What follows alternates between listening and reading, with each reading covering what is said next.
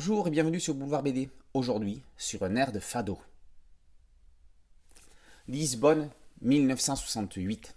En pleine rue, le docteur Fernando Paes vient de tirer le jeune Joao des griffes de la police. Le gamin était en train de recevoir une solide correction. Il faut dire qu'il avait cherché. Mettre du papier journal enflammé rempli de crottes devant la porte d'un commissariat, c'était la meilleure idée pour qu'un flic se retrouve plein d'excréments en essayant d'éteindre le paquet surprise.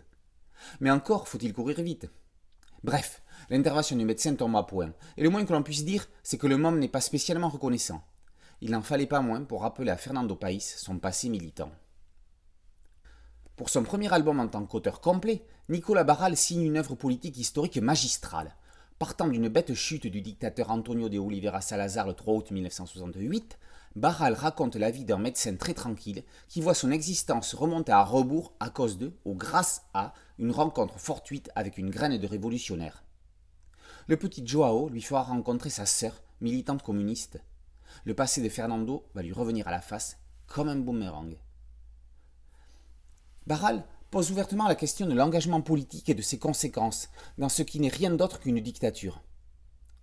Sur un air de fado, c'est l'épopée chevaleresque d'un héros discret. Sur un air de fado, c'est l'haïku d'un samouraï solitaire. Sur un air de fado, c'est la chanson d'un astronaute qui regarde la Terre d'en haut du ciel et qui se demande s'il ne devrait pas y retourner pour arranger les choses. Concrètement, sur un air de fado, dénonce le régime de Salazar et invite à se projeter sur ce que l'on ferait face à l'arrivée au pouvoir d'un parti fasciste dans son pays.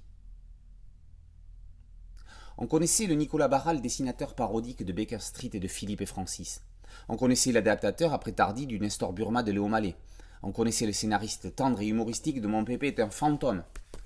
Il faudra dorénavant compter sur l'auteur avec un grand A, écrivant ici une incroyable histoire de politique et d'amour, émouvante jusqu'aux larmes.